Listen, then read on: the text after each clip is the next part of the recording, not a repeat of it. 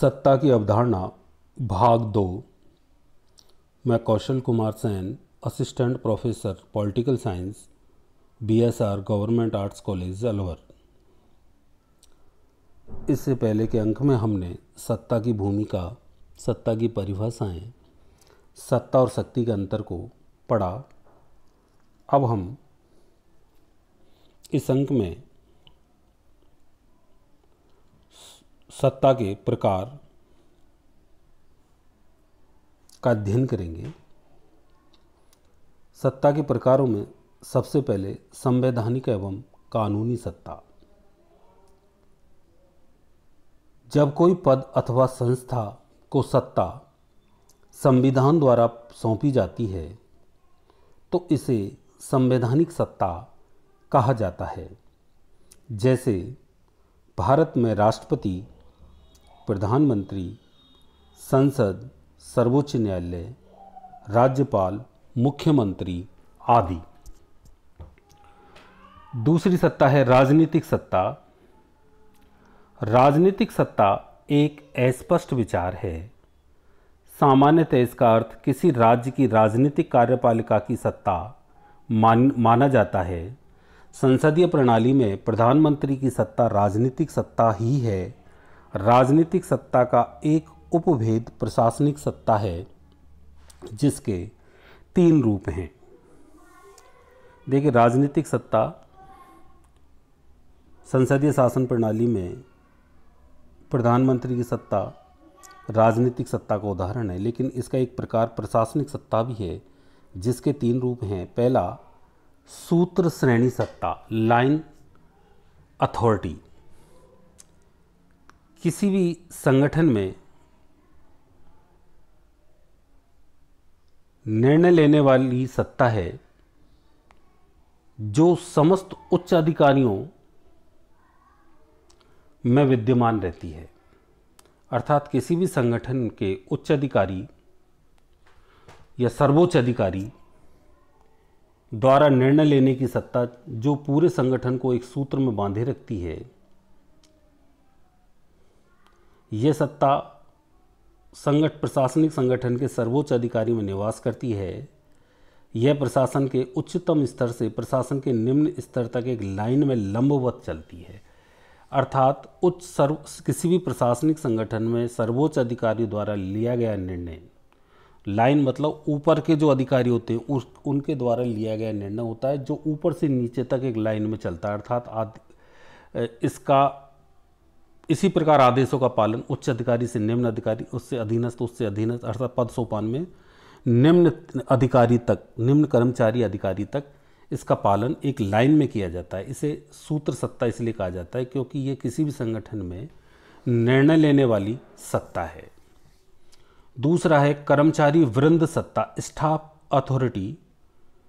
प्रशासन के विभिन्न स्तरों पर मौजूद विभिन्न अधिकारियों व कर्मचारियों के बीच मौजूद ऐसी सत्ता है जिसके आधार पर वे एक दूसरे को परामर्श देने का अधिकार तथा सहयोग देने के दायित्व को पूरा करते हैं।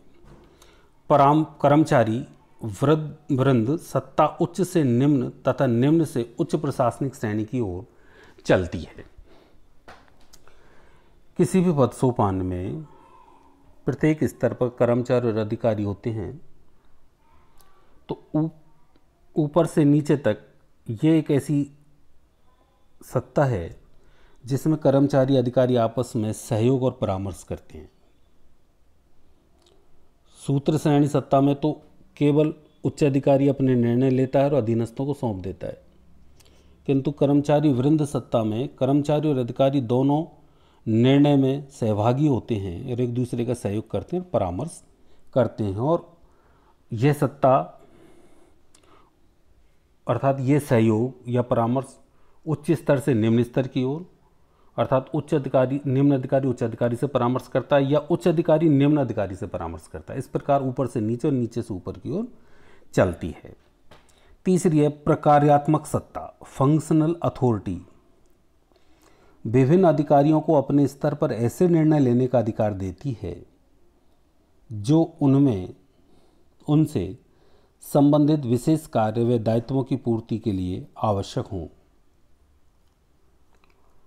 मैरी पार्कर फोलेट ने सत्ता के प्रक्रियात्मक प्रकार को अत्यंत महत्व दिया है। उसका मत है कि सत्ता किसी निश्चित उच्च पद या व्यक्ति में निवास नहीं करती है, अपितु किसी कार्य में निहित होती है। इस प्रकार सत्ता किसी विशिष्ट कार्य से उत्पन्न ऐसी शक्ति व अधिकार है जिसका प्रयोग उस कार्य से संबंधित अधिकारी द्वारा स्थिति की विवेकपूर्ण मांग के अनुसार किया जाना चाहिए। फंक्शनल अथॉरिटी उस सत्ता को बोला जाता है जो किसी विशेष अधिकारी में विशेष कार्य को करने के लिए उसके पास आती है, अर्थात उस विशेष कार्य को करने के लिए विशेष अधिकारी के पास उसका प्रयोग किया जाता है या किसी विशेष अधिकारी द्वारा इसका प्रयोग किया जाता है। अर्थात मैरी पार्कर फोलेट कहते हैं कि सत्ता किसी व्यक्ति में निवास नहीं करती, वह अपितु कार्य में निवास करती है। जिस प्रकार का विशिष्ट कार्य कोई व्यक्ति करता है तो उसको उसी प्रकार की विशिष्ट सत्ता दी जानी चाहिए। कार्य के अनुरूप सत्ता मिलना ये प्रकार्यात्मक सत्ता है। सत्ता का तीसरा प्रकार है परंपरागत सत्ता। जब सत्ता का आधार परंपरा होती है, अर्थात किसी व्यक्ति को सत्ता परंपरा के अनुसार मिलती है। जैसे ब्रिटेन में राजा की सत्ता परंपरा पर आधारित है कि राजा का बेटा ही राजा बनता है। भारतीय समाज में जाति नामक संगठन भी सत्ता की एक प्रमुख परंपरा है। चौथा है चमत्कारिक सत्ता। जब कोई नेता श्रेष्ठ व्यक्तित्व वाला होता है और उसे लगातार सफलताएं प्राप्त होती हैं तो आम जनता उसे नायक मान लेती है और उसे चमत्कारी व्यक्ति के रूप में स्वीकारने लगती है। द्वितीय विश्व युद्ध से पूर्व हिटलर को चमत्कारिक सत्ता प्राप्त थी, अर्थात किसी व्यक्ति के करिश्माई गुणों को अधीनस्थ स्वीकार कर लेते हैं या वहाँ की किसी राज्य की जनता स्वीकार कर लेती है और इसी आधार पर उसको सत्ता दे देती है, तो ऐसी सत्ता चमत्कारिक सत्ता या करिश्माई सत्ता बोली जाती है। सरकार के अंगों में निहित सत्ता। सरकार के जैसे लोकतंत्र में 3 अंग होते हैं। संसद जैसे विधायिका बोला जाता है, उसमें विधायी सत्ता होती है, अर्थात कानून निर्माण की शक्ति होती है। कार्यपालिका में राजनीतिक सत्ता होती है, जिसका जो बहुमत दल के आधार पर जिसका निर्माण होता है, लोग जिस दल को बहुमत मिलता है या वह राजनीतिक सत्ता, अर्थात उसको राजनीतिक सत्ता मिलती है। तीसरा न्यायिक सत्ता, जिसमें न्यायपालिका में निहित होती है। संख्या की दृष्टि से सत्ता। संख्या की दृष्टि से सत्ता जैसे एकल, अर्थात जहाँ सत्ता किसी एक ही व्यक्ति में निहित हो, अर्थात एक ही व्यक्ति जहाँ सरकार हो उसे एकल सत्ता बोला जाता है। और जहाँ सत्ता कई समूहों में विभक्त हो, कई ध्रुव उसके दिखाई दें किसी राज्य में, उसे बहुल सत्ता बोला जाता है। एक से अधिक व्यक्तियों में सत्ता का वितरण होना बहुल सत्ता है। अब है सत्ता के स्रोत। औपचारिक सत्ता विचारधारा, फॉर्मल अथॉरिटी थ्योरी। बर्नार्ड के अनुसार अधिकार सत्ता की वह अवधारणा जिसमें अधिकारों का प्रेषण सामाजिक संस्थाओं से वैयक्तिक प्रबंधकों को होता है, औपचारिक सत्ता कहलाती है। यह विचारधारा मानती है कि अधिकार सत्ता का स्वरूप देश का सर्वोच्च कानून अर्थात संविधान होता है और संविधान को गत्यात्मक बनाए रखने का अधिकार सामाजिक संस्थाओं में निहित होता है। इस विचारधारा के अनुसार किसी सरकार में अधिकार सत्ता का प्रेषण संविधान से प्रधानमंत्री, विभागीय मंत्री, विभागीय सचिव, निदेशक तथा उनके सहायक निदेशकों को होता है। औपचारिक सत्ता विचारधारा, औपचारिक का मतलब कानूनी सत्ता विचारधारा, इसका संप्रेषण अर्थात ये एक किसी भी देश के संविधान से वहाँ की संस्थाओं में जाती है। जैसे किसी भी देश की व्यवस्थापिका, कार्यपालिका, न्यायपालिका संविधान से शक्ति प्राप्त करती हैं और इन शक्तियों का उपभोग इनमें बैठने वाले जो अधिकारी हैं उनके द्वारा किया जाता है। जैसे कार्यपालिका में बैठने वाले प्रधानमंत्री कार्यपालिका शक्ति का पालन करते हैं और उसके मंत्री करते हैं। मंत्रियों से इसका वितरण विभागीय सचिवों में हो जाता है। विभागीय सचिव निदेशकों को और उनके सहायक निदेशकों को होता है। दूसरा है स्वीकृत विचारधारा। यह विचारधारा अधिकार सत्ता का स्रोत अधीनस्थों को मानती है। इस विचारधारा की मान्यता है कि औपचारिक अधिकार सत्ता तो नाम मात्र की सत्ता है और वह उस समय ही वास्तविक तथा अर्थपूर्ण बन पाती है जिस समय अधीनस्थ उसे पालन हेतु स्वीकृति देते हैं।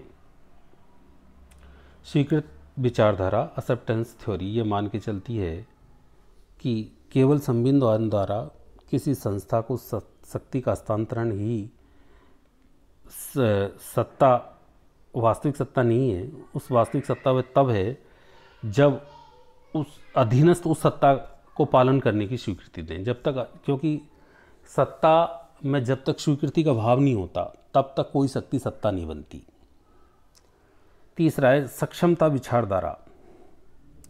यह विचारधारा इस मान्यता पर आधारित है कि विश्व भर में योग्य एवं सक्षम व्यक्ति स्वतः नेतृत्व की वागडोर संभाल लेते हैं, भले ही उन्हें संगठन में कोई विशेष स्थान या पद न दिया जाए।